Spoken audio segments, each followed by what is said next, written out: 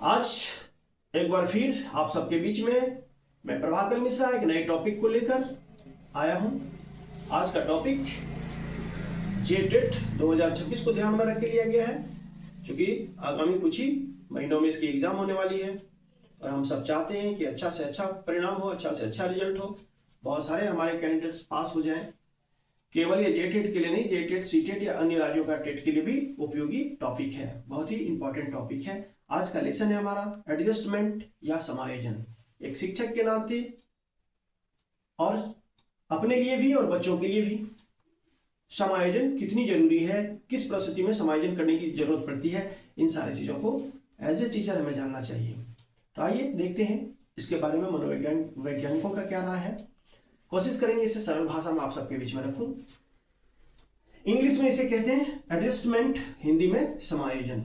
कहते हैं कि need theory of personality, need theory of personality व्यक्ति की आवश्यकता अथवा मांग सिद्धांत के संदर्भ में देखा जाए तो सभी व्यक्ति अपने जीवन में कुछ इच्छाएं तय करते हैं, कुछ आकांक्षाएं तय करते हैं, कुछ आवश्यकताएं तय करते हैं, कुछ महत्वाकांक्षाएं तय करते हैं और इसके लिए वो दिन रात मेहनत करते हैं, बहुत ही मेहनत करते हैं उसे अचीव करने के लिए, उसे पाने के लिए।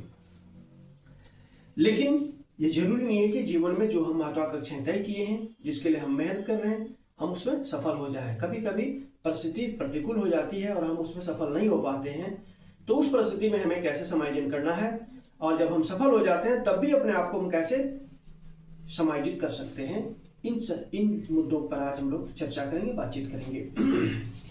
मनोवैज्ञानिकों का मानना है कि जीवन में तय की गई महत्वाकांक्षाएं, आवश्यकताएं, कामयाबी केवल 60 से 70% ही सफल हो पाता है। इससे ज्यादा भी कभी कभी हो जाता है या इससे कम भी होता है, लेकिन एवरेज 60 से 70% ही व्यक्ति अपनी आकांक्षाओं को पूर्ति कर पाते हैं और इसके लिए वह दिन रात मेहनत करता है। कभी कभी क्या होता है कि परिस्थितियां प्रतिकूल हो जाती है, हम अपनी महत्वाकांक्षाएं में सफल नहीं हो पाते हैं, तय नहीं कर पाते हैं। तब क्या होता है, हमारे पास परिस्थितियां दो आती है, या तो हम सफल हो जाएं, दिन रात एक कर दें उसके लिए, या फिर हम रास्ता बदल लें। हम आईएएस बनने की ख्वाब देखे, अब लगने लगा कि ये कठिन है, तो चलिए स्टेट लेवल की एग्जाम में बैठते हैं, नौकरी पा लेते हैं। तो ऐसे भी विकल्प लोग तलाशने लगते हैं। तो उस परिस्थिति में समायोजन कितनी जरूरी है, इस पर हम लोग चर्चा करते हैं आज। कहा जाता है, मनोवैज्ञानिकों का मानना है कि बहुत सारे लोग अपनी मूलभूत आवश्यकताओं की पूर्ति होने पर संतुष्ट हो जाते हैं, आनंद की अनुभूति होती है, उनकी महत्वाकांक्षाएं बहुत ही लिमिट होती है, बहुत ही कम होती है और उतना प्राप्त होने पर वह बहुत ही सुखद अनुभूति होती है उन्हें और बहुत ही प्रसन्न चित्त रहता है। लेकिन कुछ लोग बड़ी महत्वाकांक्षाएं तय करते हैं, बड़ी आकांक्षाएं उनकी होती है, उसके लिए दिन रात मेहनत करते हैं, फिर वो उसमें सफल होते हैं या फिर उसके पास फिर दो विकल्प होता है, या तो वह सफल हो जाए या फिर असफल होने पर वह कैसे अपने जीवन को पटरी पे रखें, कैसे बैलेंस वे में संतुलित रहें, आज हम लोग जानने का प्रयास करते हैं। इसके लिए मनोवैज्ञानिकों ने एक प्रवाह चार्ट बनाया है, जो आप सबके बीच में बोर्ड में व्हाइट बोर्ड में लिखा गया है। आइए इसे समझने का प्रयास करते हैं। ये प्रवाह चार्ट है क्या? कहते हैं हमारी मांग, महत्वाकांक्षाएं जो हम तय करते हैं, जो हमारी आवश्यकताएं होती है, उसके लिए हमें प्रेरणा मिलती है, प्रेरक होते हैं, मोटिव होते हैं उसके लिए। इस बीच में टेंशन आता है, काफी तनाव होती है जीवन में उसे प्राप्त करने के लिए, उसके लिए मेहनत करने के लिए। और फिर आगे क्या होता है, इसके लिए हम क्रियाशील होते हैं, मेहनत करते हैं, रणनीति बनाते हैं, स्ट्रेटजी होती है उसकी।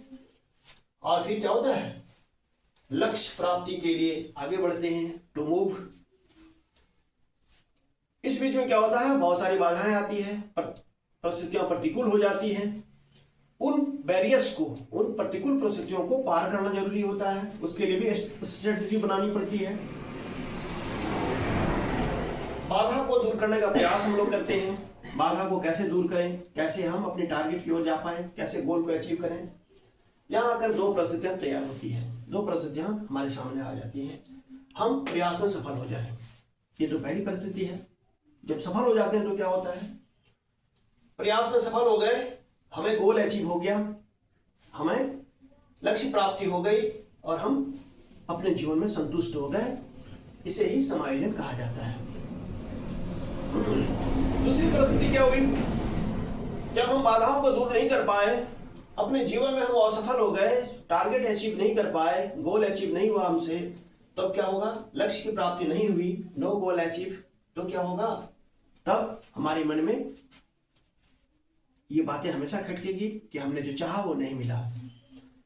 तब क्या होता है, असंतुष्टि होती है और इसे ही असमायोजन कहते हैं। इसकी विशेषता क्या है, समायोजन की क्या विशेषता है, क्या किसे हम समायोजन कहेंगे? तो मनोवैज्ञानिकों का मानना है कि समायोजन एक प्रक्रिया है या एक प्रोसेस है, लाइफ प्रोसेस, जो व्यक्ति को संतुलन अवस्था में बनाए रखता है। व्यक्ति बैलेंस्ड वे में जीवन में अपने आप को ढाल पाते हैं, समाज परिवार के साथ आगे बढ़ पाते हैं।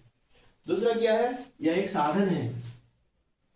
समायोजन क्या है, एक साधन है जिसके माध्यम से व्यक्ति संतोषप्रद जीवन, सेटिस्फाई जीवन व्यतीत कर पाता है, बनाए रखता है। यह एक गुण भी है। मनोवैज्ञानिकों का मानना है कि प्रक्रिया तो है, साधन है, गुण भी है। कैसे, इससे क्या होता है, इस गुण से, इस गुण के माध्यम से व्यक्ति परिस्थितियों को से सामंजस्य बनाने सीखता है।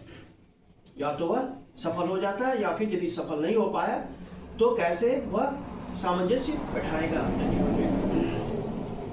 यह एक द्विआधारी प्रक्रिया है जहां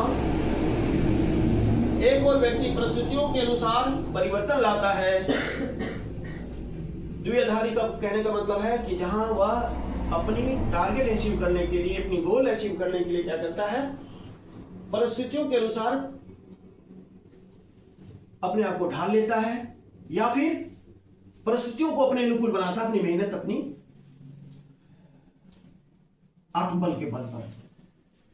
कहता है कि दूसरी ओर व्यक्ति अपने सामर्थ्य, अपने आत्मबल और मेहनत से परिस्थितियों को अपने अनुकूल कर लेता है और आगे बढ़ता है और अपने टारगेट को अचीव करता है। और कभी कभी क्या होता है कि हम परिस्थितियों के दास हो जाते हैं, परिस्थितियां हम पर हावी हो जाती है, हम उससे कंप्रोमाइज कर लेते हैं। तो ये दो परिस्थितियां होती है समायोजन में। अब आगे हम लोग जानने का प्रयास करेंगे समायोजित व्यक्ति की विशेषता क्या है। जिन्होंने एडजस्टमेंट को पूरी तरह अपने जीवन में ढाल लिया, उसकी विशेषता क्या हो सकती है। कहता है कि वह शारीरिक दृष्टि से स्वस्थ और प्रसन्नचित्त होगा और संवेगात्मक रूप से समायोजित होगा। संवेगात्मक रूप से समायोजित का मतलब क्या हुआ, इसका मतलब हुआ कि परिस्थितियों के हिसाब से अपने आवेगों को नियंत्रित करना। कैसी परिस्थिति में हमें आवेग को नियंत्रित करना है, कहाँ क्रोध को हम काबू में रख लें, कहाँ हमें अच्छे आचरण का प्रदर्शन करना है। मतलब परिस्थितियों के हिसाब से अपने आप को पूरी तरह से समायोजित कर लेता है। अपने आवेग, गुस्सा, प्रेरणा, इन सारी चीजों पर नियंत्रण स्थापित कर देता है। और क्या होता है, अपनी अच्छाइयों और कमियों का उसे ज्ञान होता है।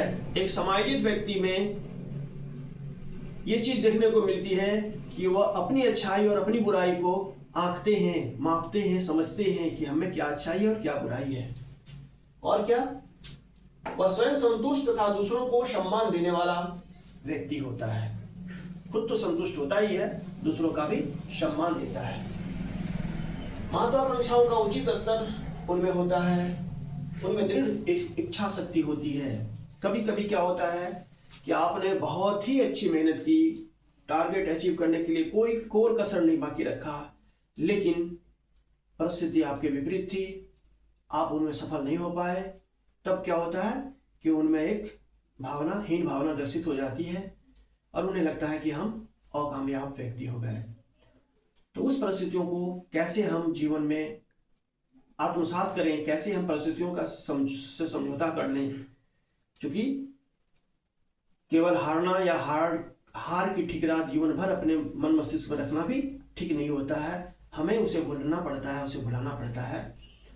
हो सकता है कि जिस चीज़ का मैंने तैयारी किया उसमें हम बहुत अच्छे परिणाम नहीं दे पाए, अच्छा रिजल्ट नहीं हो पाया, इसका मतलब ये नहीं कि हम जीवन में कामयाब ही नहीं हुए। हम अन्य क्षेत्रों में अच्छा प्रदर्शन कर सकते हैं।